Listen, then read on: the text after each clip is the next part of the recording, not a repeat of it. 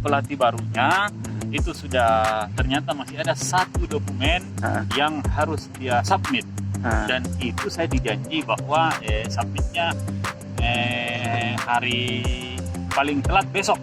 Jadi kalau sudah ada itu sudah lengkap, nah kita langsung beli tiket untuk terbang ke sini untuk persiapan karantina.